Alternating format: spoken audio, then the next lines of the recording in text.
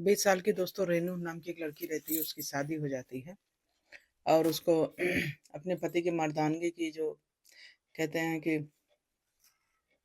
उसका पता चल जाता है पहले ही रात में, जिसे सुहागरात कहते हैं दोस्तों। तो वहाँ पर उसका जो पति रहता है वो फेल हो जाता है। बहुत सारी मनसा मतलब बहुत सारी आशा से हर लड़की का यही सपना होता है दोस्तों कि उसकी पहली रात में बहुत सारे सपने लेके आती है। जैसे यहाँ रेनू भी थी और उसकी उम्र दोस्तों बहुत ही महज 20 साल और उसका जो पति था डबल था, उसके 40 साल। और इस प्रकार दोस्तों उसकी जो जितनी खुशी से सब धरी की धरी रह जाती हैं। फिर वो उसी के छोटे भाई मतलब अपने देवर के साथ वो इश्क लड़ा बैठती है और उसी इश्क लड़ाने के दौरान दोस्तों कुछ ऐसा वो कदम उठा लेती है जिसे उसे नहीं उठाना चाहिए था। लेकिन कहते हैं ना कि शरीर का ऐसा हवस पूरा करने के लिए आदमी किस किस रास्ते से गुजरता है। तो दोस्तों उसी पे मतलब सच्ची घटना पे आधारित है दोस्तों, छोटा सा ब्लॉग है। तो इसको स्किप नहीं करके देखिएगा, समझ में नहीं आएगा। तो दोस्तों सच्ची घटना पे आधारित ब्लॉग है। ये मध्य प्रदेश में रीवा जिला पड़ता है, तो वहीं की ये घटना है। तो वहीं पे एक राम सुशील नाम का इंसान रहता है जो अपने भाइयों की सेवा करते मतलब पढ़ाई लिखाई घर का खर्चा उठाते उठाते उसकी कब उम्र 40 साल हो जाती है वो समझ नहीं पाता है, इसलिए अपनी सारी खुशियों को कुर्बान कर देता है। और दोस्तों ये सच्चाई भी है कि बड़ा भाई जो होता है यही काम करता है और अपना जिम्मेदारी पूरा करते करते कब वो अपनी खुशी से त्याग देता है, उसको पता ही नहीं रहता है कि कब उसका जीवन बीत गया है। लेकिन जानते हैं समाज है, यहाँ पर शादी करना जरूरी है।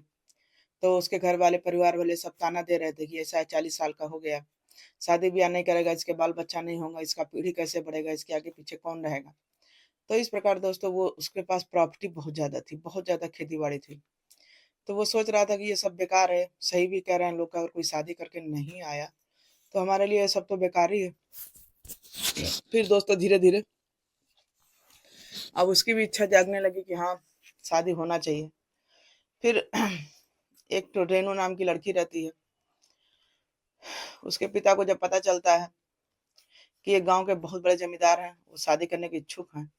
लेकिन आजकल जानते हैं गरीबी ऐसा अभिशाप है ना कि उम्र उम्र कुछ नहीं देखती है। बस माँ बाप सोचते हैं लड़की के कि कहीं प्रॉपर्टी मिल जाए अच्छा वाला तो फिर लड़की की शादी कर दें, खुश रहेगी। उसके पीछे की वो कहानी नहीं सोचते हैं कि वो लड़की को सुख मिलेगा कि नहीं मिलेगा। क्योंकि आजकल उम्र रहते अगर शादी हो जा रही है दोस्तों तब तो सही है, नहीं तो बहुत सारी बीमारियां ग्रसित हो जाती हैं। जिसे कहते हैं कि पैसा हर चीज पैसा नहीं होता है। और हर जगह कहते हैं कि वो वासना की आग जो कहते हैं देह सुख भी नहीं होता है। तो दोस्तों सब होना जरूरी है। अब यहाँ पर दोस्तों जो राम सुशील रहता है उसके पास पैसा बहुत था, उसकी उम्र बहुत ज्यादा 40 हो जाती है। तो अपने शरीर की तरफ वो ध्यान नहीं देता है कि शरीर में उसका क्या क्या बदलाव हो रहा है। बस उसको यही टेंशन थी कि उसका घर परिवार कैसे चलेगा। लेकिन दोस्तों जानते ही हैं घर परिवार चलाने के लिए शरीर भी तो सही होना चाहिए।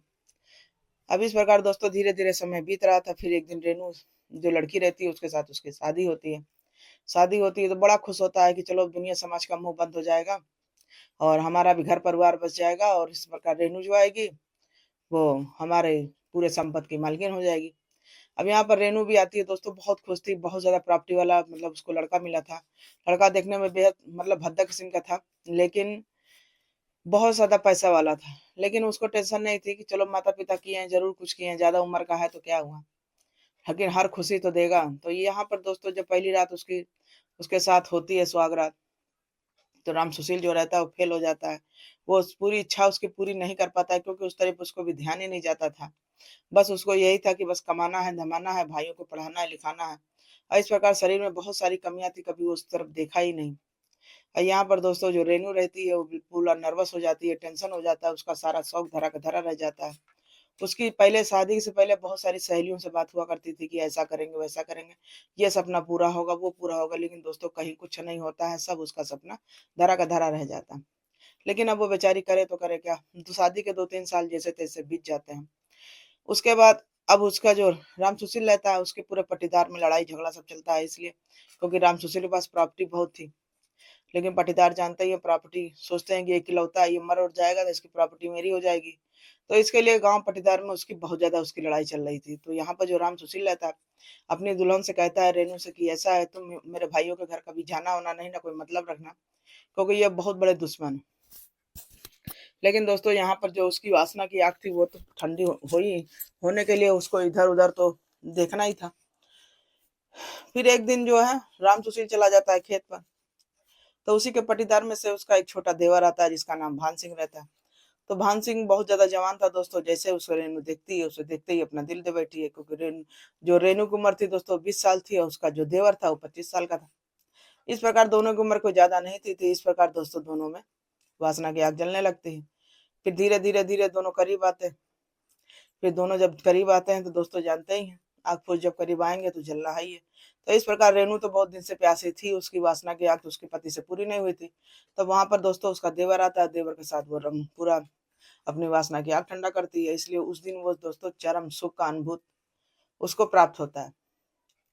अब इस प्रकार दोस्तों धीरे धीरे धीरे अब रेनू खुश रहने लगती है। अब धीरे धीरे खुश रहने लगती है तो गांव पटीदार के लोग जितने रहते हैं, तो धीरे धीरे एक दिन देखते हैं कि आखिर इसका जो पटीदार का है लड़का है देवर, ये आखिर इसके घर जाता क्यों, क्योंकि इसके घर तो पक्की दुश्मनी है। अब ये सब बात है दोस्तों, गांव वाले एक दिन राम सुशील से कह देते हैं कि तुम रहते नहीं हो, तुम्हारे जो दुश्मन रहते हैं तुम्हारे घर आते जाते हैं, ऐसा तो नहीं तुम्हारी बहू को कुछ सिखा पढ़ा रहे हैं।